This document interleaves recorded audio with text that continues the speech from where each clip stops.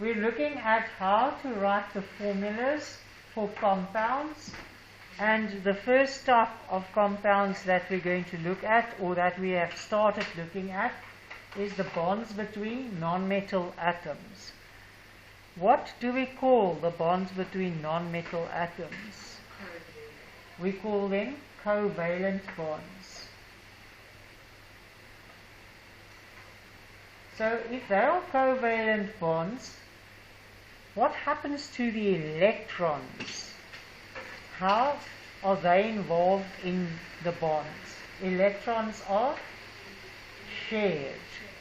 Have you written that down yet? Before? Electrons are shared between the atoms. If you have non-metal atoms, then the type of bond that is formed is called a covalent bond, because the electrons are shared. Okay? Are you with me?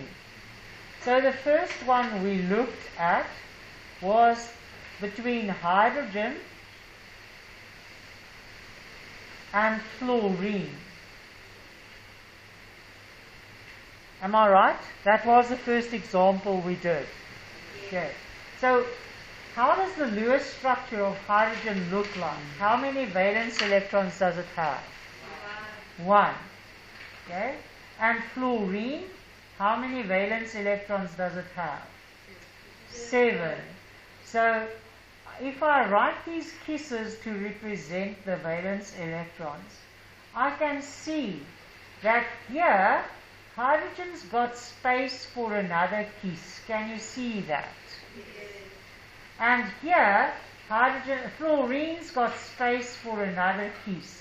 There is the space. And there is the space. Can you see it? Is it making sense? Okay. So what happens, you've got a non-metal hydrogen and a non-metal fluorine. They come together and they share these two electrons so that both the atoms will be happy. This hydrogen shares its electron with the fluorine. So now we have a covalent bond where the two electrons are shared between the two atoms. Those are the electrons that are shared. This explains why one atom of hydrogen will join to one atom of fluorine. So hydrogen fluoride has the ratio between hydrogen and fluoride is one hydrogen atom to one fluorine atom. So the formula is HF.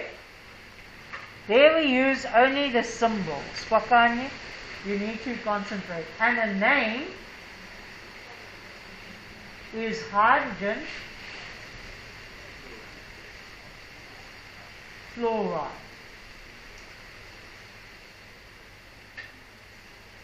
Sorry, mate. I'm squashing it in there. Have you got everything? That stuff you should all have. Because we did this last time I saw you. The second one is hydrogen and chlorine. So hydrogen and chlorine. I can put a plus there between those two things just to show you that you add the two together. And chlorine. Now hydrogen is the same and chlorine is similar to fluorine. So what is the Lewis structure for hydrogen? It's got an H with one X. And the chlorine, how many X's will chlorine have? Sorry? Where you get 5 from now? You see, you actually need to be on the ball with your brain. How many valence electrons does chlorine have? Why? How do you know it? Because It's in group 17. So please don't tell me you don't understand this, because I took you through all the steps. So I see that hydrogen has got space there for another electron, and chlorine's got space there for another electron. So when these atoms come together, they share those 2 electrons that are alone. So what happens is those 2 atoms, they come together and then they share those electrons. And this explains why 1 hydrogen joins to 1 chlorine. So the ratio between hydrogen and chlorine is 1 hydrogen to 1 chlorine. That's the ratio in which the atoms combine. And the formula is? H and the name is? hydrogen fluoride.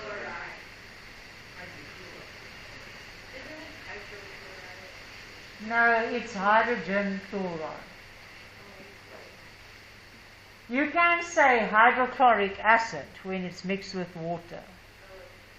It's the stomach acid, the same compound in your stomach. Okay. So I want us to grow into the ability to write the formula by understanding this. Then if you can see this, that hydrogen's got 1 electron, chlorine's got 7, but it's got 1 space to share, then you will understand how to build formulas. Kokanya, you're chewing your nails, please, and your mask is not on your nose. Okay, can we do one more? The next one is when hydrogen combines to oxygen. Okay. Can I move on? So the third one is when hydrogen mixes or combines with oxygen. So how many crosses does hydrogen have? It's in group 1, it's got 1 cross. How many crosses does oxygen have? 6. So it's got 1, 2, 3, 4, 5, and 6. Now what I see is a funny thing. Not funny, in mange. Yeah? Funny. There is a space where an electron can go in. also in the oxygen. And in the oxygen, there is a space, but here is another space. I know what to do. What to do? You see the hydrogen, you combine it with the oxygen, right? Then I need another hydrogen to combine with the oxygen there. I need another hydrogen there. And that is why water has the formula H2O.